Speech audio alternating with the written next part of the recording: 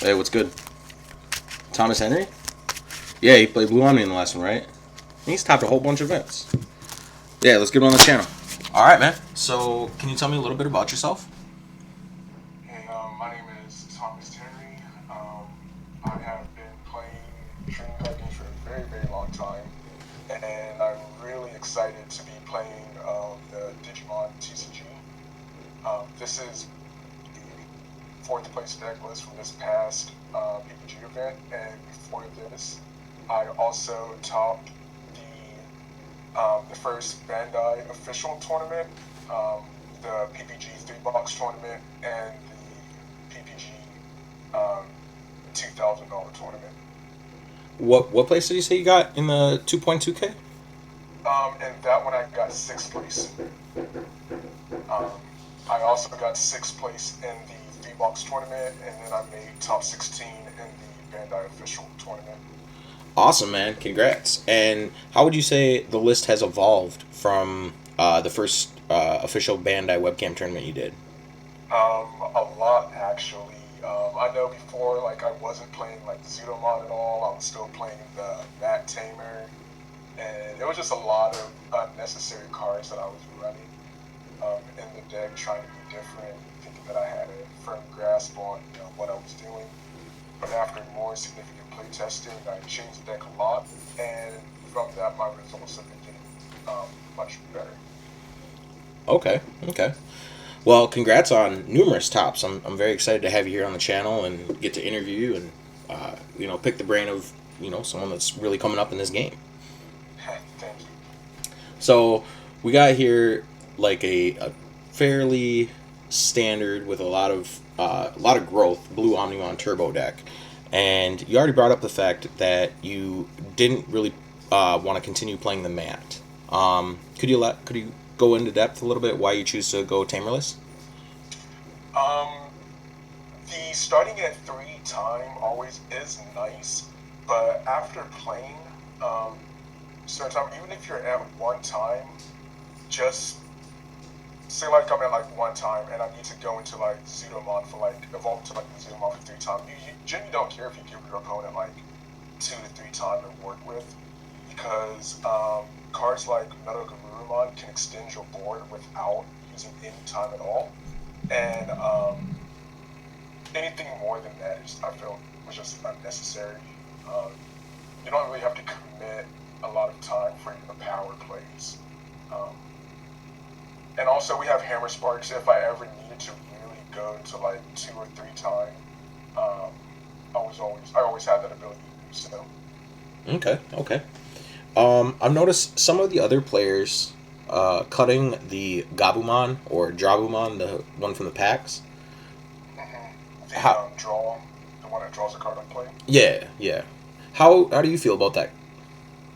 I honestly think that Gorillamon is the best rookie in the deck.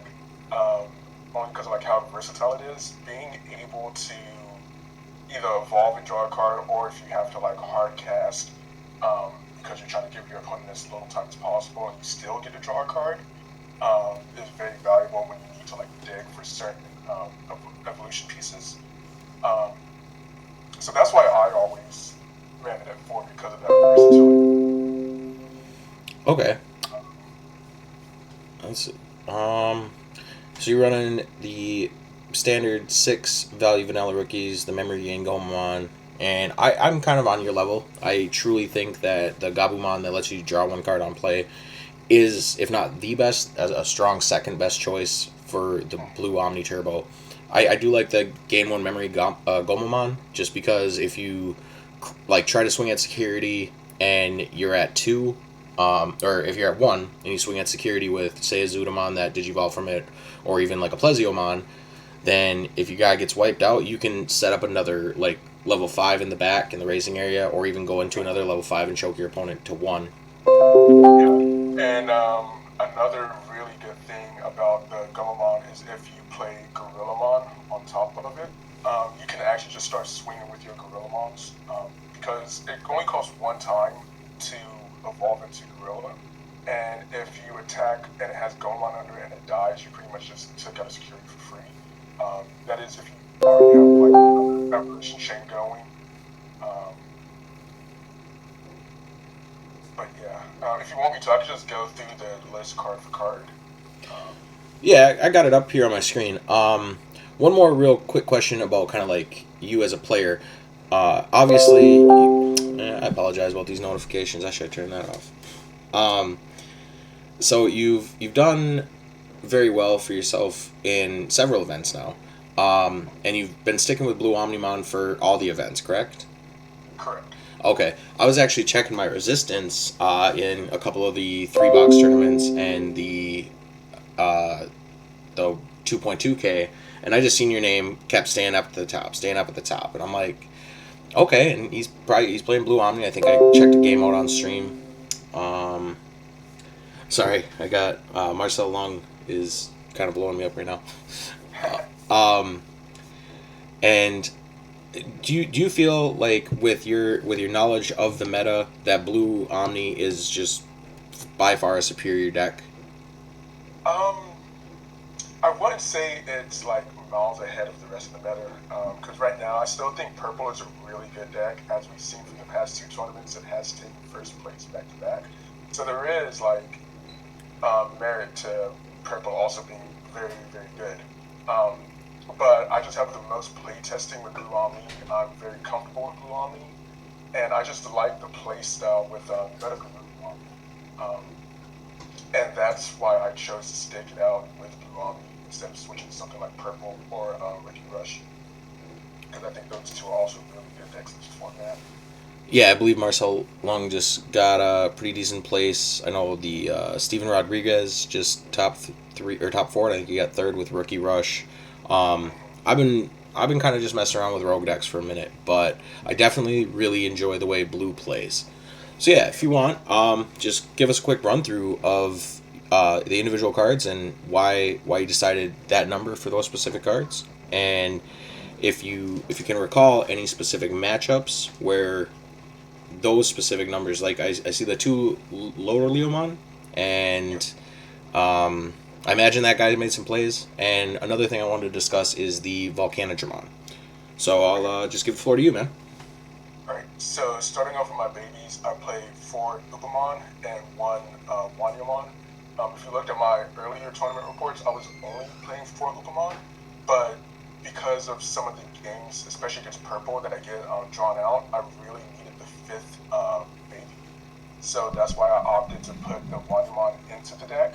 But Upamon is by far the best baby I think in the game right now. Um, just being able to draw a card whenever your opponent like plays a blocker or tries to play a rookie to try to choke your time is really really good. Onto the rookies, I played six vanilla rookies, being the two Gomamons and the four Elecmon.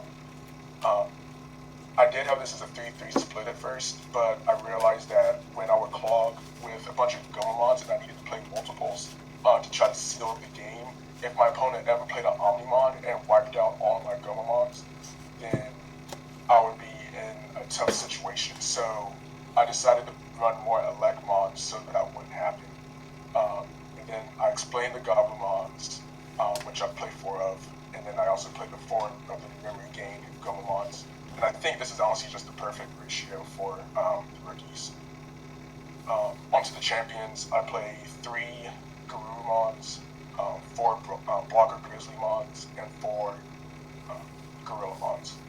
Um, Garurumon is just really good to combo off with your Meta Garurumon Mega to restand. It's also really good versus Puppetmon because if they Puppetmon you and they say like they lock down your army, you can just play Garurumon for six, restand your army, and attack with that. So it's also really good in the green matchup.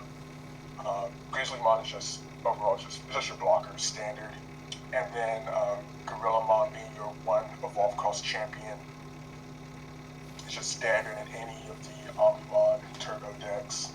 Yeah, for sure. Yeah. If I could just ask a quick question, if you had to change the champion lineup at all, uh, just kind of based on what the meta is looking like, what do you feel is the most flexible spot? Would you take away? Would you add? Um, Right now, in the current meta, I think the only other champion I would consider running is the Leomon that on deletion it gains 2 memory. And the only really card I can see taken out for that is the Gorillamon. But I just feel like the Gorillamon has more applications than the Leomon, so um, I don't think I would actually change it. But if I would change something, it would probably be like a Gorillamon for a one or two Gorillamons for the Leomon. Okay, so you'd cut one Garurumon for one Leomon? You wouldn't like change the Yeah, number at all? I would try to fit in a second Leomon because I don't really like one ups too much.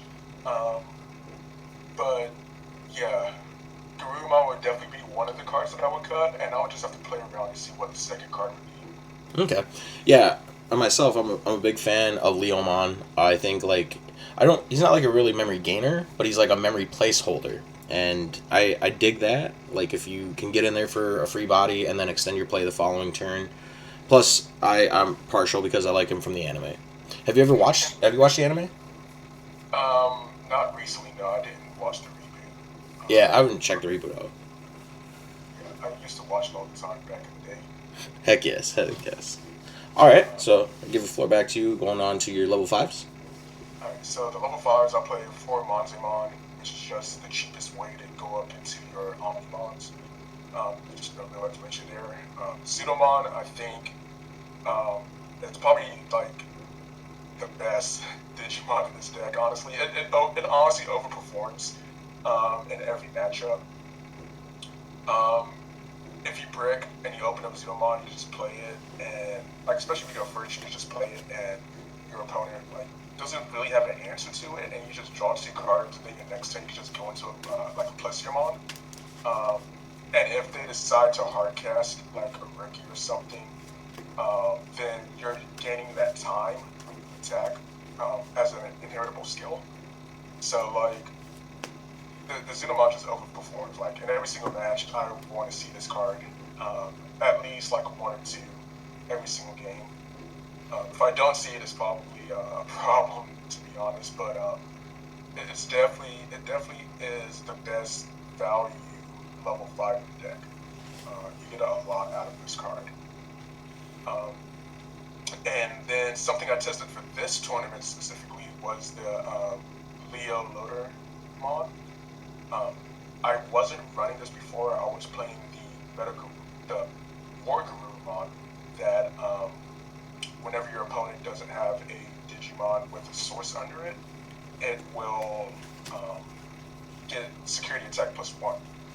Um, I was running that, but the more I was playing it, I really did not. Yeah, that one. I really did not like the security attack +1, especially on the Metal Garurumon, because you want your Metal Garurumon to survive into the security, especially if you're bringing out Garurumon to restand it.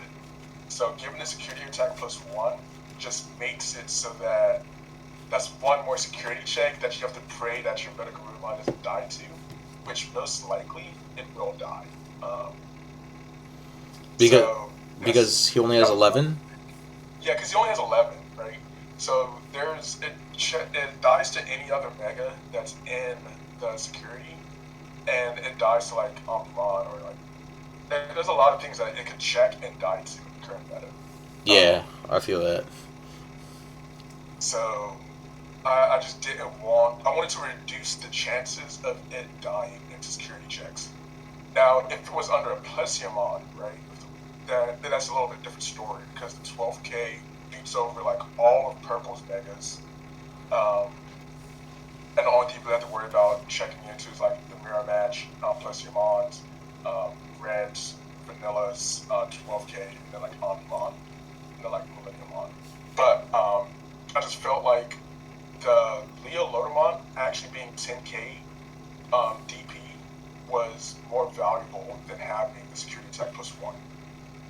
Because at 10K, you can beat over all of the blockers. You can beat over every single blocker in the game.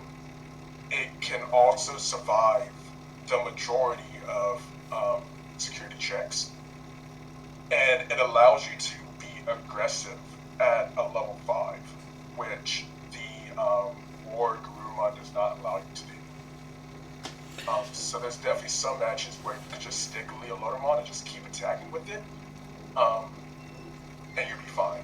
Like in the Rookie Rush matchup. Oh, for sure. They have a bunch of 6Ks, 4Ks, 3Ks, and when you're swinging to security, most likely, unless you hit Puppetmon, your guy's surviving, and that's what you really need. So that's why I decided to play that, and it performed really well for me. There was definitely a couple of matchups where I felt like the Leo Lodomon was like essential to me, like winning. I think I played against Red Omni, Max, the streamer. Max DePera?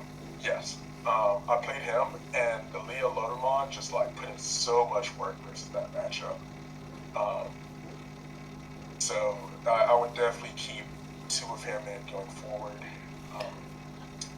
And Real, then onto the Megas. real quick question back with the Loader Leomon being at 10. Did the interaction with Wanyamon, the baby, did that ever come up where you got him up to 12 or? Um, no, not really. The Wanyamon is really there for Plesiomon. Is what I found myself evolving on top of the Wanyamon most often because it allows me to crash into my opponent's Plesiomon, right? So I don't have to waste an Omnimon to force them to reset their chain, right?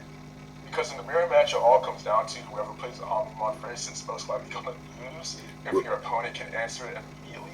Because then it just becomes a back and forth, right? Yeah, yeah. But who can deal with Omnimon? Who can stop the opponent from setting up another Omnimon? And then like who can get like the most value out of their Omnimon that they played? And that's what the mirror match really comes down to: is outvaluing your opponent and being able to micromanage every interaction properly. Okay, okay. So, um, so yeah, Plesiomon is really good with the Wanyamon because of that. It allows me to beat over my opponent's Plesiomon without needing to use my Omnimons to deal with them. Um, and then of course, Metagarurumon is just broken. It allows you to extend your board while being choked in one. It can have multiple attacks. It triggers all of the on-play abilities, which is another reason why I play the 4 Gorillamon, because I really want that card to be one of the cards underneath my Garurumon. So when Garurumon attacks and I bring out the Gorillamon, I get to draw a card, um, which helps fill my hand and see more cards. Um, For sure. Metal Gurumon's probably my favorite card in this game. Yeah, like Zudomon and Metal Garurumon are both like insane. Like the perfect stack under Metal Garurumon, right, would be Gabumon, Garurumon, and Zudomon, right? Right. Because if you're able to trigger Zudomon's inheritable ability, if you bring out Garurumon first to restand, the Zudomon's inheritable isn't once per turn. So when you swing twice with the Garurumon, you gain 2 time. So when you say time, you refer to memory, right? That's just your lingo? Yeah, memory. Yeah, I'm sorry. I played Chrono Clash. Oh, okay, So I call okay. it time. Yeah. No, you're totally fine. I like the lingo. I dig it. Yeah. I'm a veteran player in Chrono Clash. I've topped multiple PPGs and won PPG event, and I came second in the Invitational in January. Awesome. Congrats, man. Yeah. Thank you. So yeah, I just have I just always call it time. My bad, yeah, memory. You gain 2 memory off of the Zudomon if the Metal Garurumon can attack twice. Right. And then you bring out the Garurumon, which is a level 4, which can either like be used to swing the following turn or make a second evolution stack. And then the Gabumon, when you play it, you draw a card and then you can evolve into on top of a blocker, or evolve a blocker on top of it, or whatever else you need at the time. Right, that's one of my favorite things to do is just swing, restand with the Gorillamon, swing again, bring out the Gabumon, get the free draw, and now if you were at one memory when your turn started, you're now at three, so you can just Digivolve the Gabumon into a blocker, and then hardcast a value vanilla rookie, could choke your opponent at one, and now you have a rookie, a blocker, the Garurumon, and the Metal Garurumon all on board. Yeah. Or It's if you want to play, or if you want to make a second stack, you can put Garurumon into Monzimon, which that would also put your opponent to one. oh hey, yeah. So I there's a lot of small interactions that you can do to follow up that. Yeah, for sure. I play bad decks, so I play the mid range Metal Garurumon, and being that Were Garurumon, both of them are my primary like level fives. I haven't even considered paying two to go into an ultimate in a minute, and I was like, oh yeah, you could choke him to one by just going into a Monzemon. Yeah. Very well. And then I played the one Volcanigimon. This is honestly just a very like well-rounded card in the meta. A lot of people just like to choke you at one, especially like when they feel like they're going for game and they have a bunch of time. They'll start just hard casting a bunch of vanillas.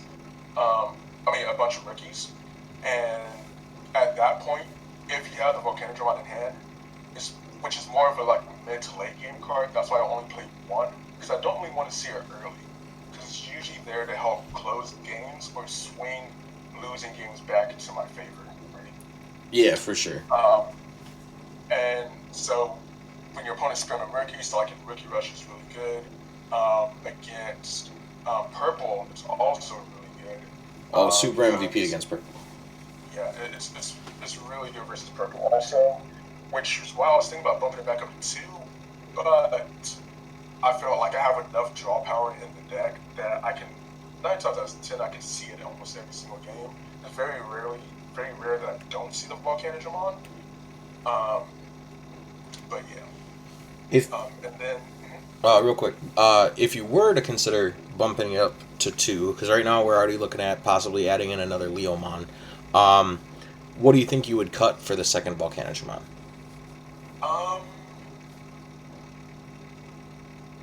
It's hard. Probably. Oh, it's so tight, bro. I feel you. Yeah, the list is really, really tight.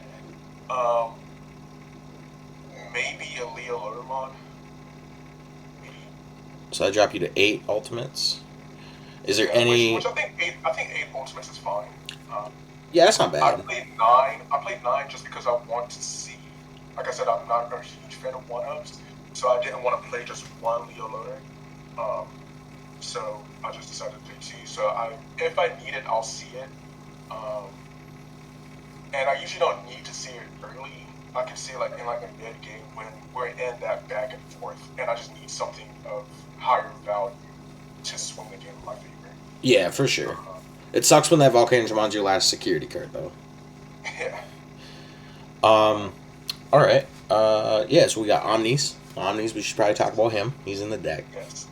I play 4 Omnis. I know a lot of people play 3. I think that it is wild that people are only playing 3 Omnis. Like, I know they say they don't want it to clog in their hand, but in the mirror match, if I'm playing 4 Omni and my opponent's playing 3, most likely I'm winning that match, right? Because like if they see 1 Omni in security, that just means that they only have 2 Omni to play, and if I still have all 4 of mine, like there's no way you win that game. I just have to play 2 Omnis to out yours, and then I don't have to worry about playing another Omni for the rest of the game. Like I'm 100% okay with that. I feel that. And then it's the best security check, right? Against another Omni, it is. Yeah, well, against anything, right? It kills anything that attacks into it. So, like, even if you see it in your security, it's not like the end of the world. Like, sure, if they attack with a rookie and it checks it, yeah, it sucks. But, like, if they attack with, like, a mega and they see it, like, you just get so much value out of it. Right, like, that real hard pushback and it ain't even your turn yet. So you know how Red has what's their extra card that pops into thing? Gaia Force. I call it Terra Force, but I believe it's written Gaia Force. Yeah. So it's pretty much a Gaia. It doesn't allow you to target anything on the board, but it just kills whatever it attacks into it, which is what I like. So it is the best security check, and certain instances. Um, and like I said before in the mirror match, if I just have more Omnis than my opponent, I can actually start the Omni chain off and also be the last person to play Omni. If we're doing that back and forth, right? Yeah, I like that. I did play Blue Omni. It was, I guess it was Blue mid range Metal Gurumon for the 2.2K. I did not do very hot. I think I ended with like four. No, I think I was 3-2-2. That was 7 rounds, right? Yes. Yeah, I was 3-2-2. I made one really bad misplay round two, and it punished me. That was my first loss. And then I drew really bad. But so I was playing 4 Omni for that event just for the sole purpose that, hey, seeing it in your security feels really good. Like the same concept behind you. And then moving forward, I cut it to 3, and I feel like that was not the right choice. Yeah. Yeah. I will always play for Omni in a deck like this. Because one, you have to see it, right? There's definitely been games, even at 4, where I don't see Omnimon. And that feels really bad. Especially when I'm drawing like 10 or 15 cards, evolving, playing Pseudomon, Gabumons, and all this other stuff, just draw, and I still don't see Omni. Like, and I just, that happens to me, and I think, like, if I was playing 3, this would probably happen more often than what it already is, right? I can vouch. I can vouch for that. So, so I'm just like, yeah, there might be times where like it clogs. Like, there's definitely been games where I look at my hand and I see 4 Omnimon, right? But like, those games are so few and far in between that you can either recover from seeing 4 Omnimons in your hand, or like, or you're already in like a really like balanced position, because if you have 4 Omnimons in your hand and you haven't played one, that means your opponent is completely like controlling your board and you can't do anything, right? Right, you were finna lose that game anyway. Exactly. Okay. So I still think 4 Omnimon is perfect for the deck. Okay. And then the last card, there's no introductions, for Hammer Spark, plus one memory, and security +2 memory. Like, Why I not, read right? this card. I read this card when it first came out, and I was still playing Chrono Clash at the time. And I was like, this is exactly like a card that's in Chrono Clash, and it's busted. And I was just like, this has so much value to it. It allows you to extend your plays. It allows you to, in the mirror match, it allows you to safely attack into the opponent's security without passing turn. Because if you're a 1, you hammer spark your 2. If you swing and hit a hammer spark, you go to 0 and start your turn, right?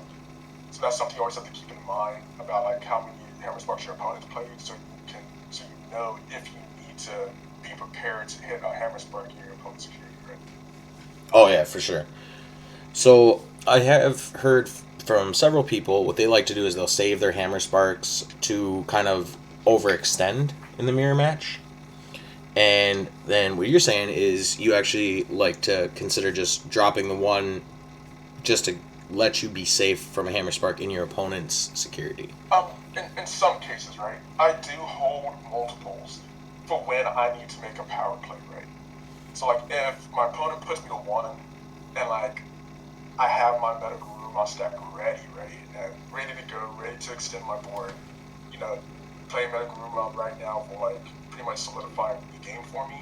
I will play 2 Hammer Spark, play Meta Guru, and then go to 0 and go from there, right?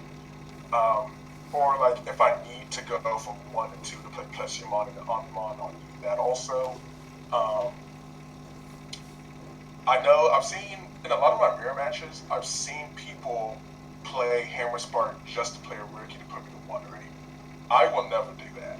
I think that's just a waste of a Hammer Spark, because when you and your opponent are choking each other back at 1, you need your Hammer Sparks to make those power plays. True. And so I will always hold my Hammer Sparks for when I need a power play. Um, and when I was given the example of using Hammer Sparks to make sure I don't hit my opponent's Hammer Spark in their security, that's usually at a time where I'm going for game, and I don't want my turn to pass while I'm pushing for game. Would you consider not pushing for game if you didn't have that opportunity, or would you just say if you're already there and you run into a hammer spark, I suppose that Like, really depends on how aggressive your board is stationed. it definitely depends on the board state. Because like, if I feel like my opponent cannot kill me on the crackback, then I won't play it, right?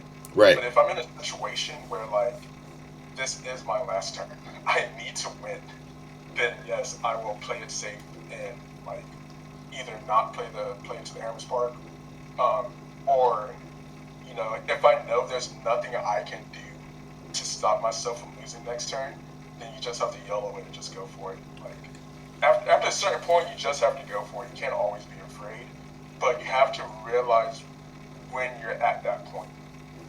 Right. Understanding the security, understanding your opponent's board, if they have a Digimon to bring out of the raising area, looking at your own board, how many security do you have? What comeback potential do you have for the following turn if it gets there? Yeah. Okay. Awesome. Awesome. One more quick question about the deck itself, and then I have a couple quick ones for you as a player, if that's all right. Yeah. So the Volcanodramon definitely put in work. Is there any other hard drop, like hard play counters that you would have considered for this event? No, I'm not really a fan of the Metal Seedramon, and I'm not a fan of Puppetmon in this deck in particular. Um, so no, I don't think I would play any of the other like high, like 10, 11 calls um, on play Digimon that every color has. Okay. Okay. Awesome. Well, I want to thank you again, man, for taking time out of your day and showing off the Blue Omni Turbo list and an in-depth discussion to help out newer players that don't understand the game or don't understand why to make certain plays when you do. And you heard it yourself, guys. He's topped numerous events. Thomas Henry, keep an eye out for his name. So moving forward, Thomas, if you could, do you think you're going to keep playing Blue Omni when we see 1.5, or is there a different deck you have in mind? Yeah, I do not think I'll be playing Blue Omni going into 1.5. The meta like changes drastically with the introduction of everything that we're missing in set 3. And even some of the cards that we missed out of Japan set 2. Just gets really crazy, and I don't honestly think Blue Omni can actually keep up with the way the meta is about to evolve. Um, it's definitely still like a tier 2-ish deck, maybe like tier 3, but where it's positioned right now in the meta as like a tier 1 deck, um, and de facto one of the best tier 1 decks in the current meta. I don't think it will hold that position. What deck should new players keep an eye out for? Um, Even if you just look at like Japan's set 3 meta, I know that Green had a heavy representation in set 3, and so did Red Omni actually had a huge representation in set 3. So those two decks are something I'm keeping my eye out for. Also, the Yellow Shine Greymon deck, because as we know, Yellow currently doesn't have any of the value champion and ultimate vanillas that like Blue Omni and Red Omni has. Like the one cost champion and like which is Gorillamon, and the two cost ultimate, which is Monzamon. Yellow doesn't have that, and they get that in 1.5. So going into their megas become a lot more cost effective for them. Um, so Shine Greymon is definitely going to be a deck to look out for. And then, I see, as always, Rookie Rush. Rookie Rush gets some new tools. I know not a lot of people are excited for it. I know I'm not excited to continue playing Rookie Rush to the next meta setup. I feel that. They get like a jammer, don't they? Somebody that just wipes out whatever security without even checking it. They get a Vmon that has jamming, so like it's kind of annoying when you have to deal with their Digimon and also deal with their security because of the fact that like they just spend point with rookies. So like if you have to continue dealing with their Digimon and not dealing with their security, then you just put yourself further and further behind. So yeah. All right. Yeah, I think I seen something about that combo, whereas like they get to draw a card, they get to check a security, and then it doesn't matter what it is. Like a Vmon can take out an Omnimon, Yeah, and they get a it's card on like a top of one. it. It's like That's a one busted. DP. It's like a 1,000 DP VMon that has jamming. I think it's like a 3 cost to hard cast. The little So three like, cost is just like punking on Omnis. That's wild. yeah. So it's definitely something to look out for. All right. Well, thank you again, man, for doing this player interview. Unfortunately, I don't have time. I was gonna see if you wouldn't mind schooling me in a game real quick, but I do have a couple of things I need to get done today around the house. Um, However, if you'd be willing to take a rain check, I'd greatly appreciate it if you'd want to maybe get a game in on camera sometime. Yeah, definitely. I'll definitely be down to play test some. Thanks, boss. I appreciate it. For all the YouTube viewers out there, once again, keep an eye out for Thomas. He's definitely one of the best players in the game, in my opinion. And if you could, like, comment, and subscribe to the video. We'll be giving away one of each of the starter decks, red, blue, and yellow, to one lucky winner when we get to 100 subs. I want to get back to the community and get more people involved in the game, just like my friend here, Thomas. You know, we want to make this game as competitive and as fun and put as much information out there for everybody. All right, Thomas, thank you so much. I really appreciate it, man. And hopefully we can be in touch for that game. Yeah, and thank you for having me. Absolutely. Do you have any shout outs or links that you want to send out? Um, yeah, definitely. Shout out to my playtesting group, my roommate being one of them, and some of my other friends in my local community. I definitely, when I got here without them, they have definitely helped me out realize where the difference between Chrono Clash and this game comes in. And also, shout outs to all of my Chrono Clash friends that played, including Max. Check out his channel also. He's does amazing content. But yeah, Is that Max Tapera? yeah, Max Para. Okay, yeah. He's amazing. And then he was also my round 6 opponent when I played against Red Omni. So shout out to him for that game. It was unfortunate, but I took the game. I took the match 2-0. But shout out to him.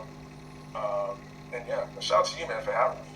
Thanks, homie. Appreciate it. What do you say your testing group was? It's just like some of my friends that I live here with. Like my roommate, one of them. That he loves playing like jank decks. So whenever I need to like test against Rogue, I play against him. So I get to test against what I would potentially play like the first 2 to 3 rounds of a tournament. If you know, I'm not just stuck playing mirror matches all day. But it definitely is helpful to test against rogue decks because you learn interactions with your decks and with other decks that you just never have done without. So that's also another thing I would probably like put out there: test against rogue. Yeah. It's definitely more helpful than just testing mirror matches all day long.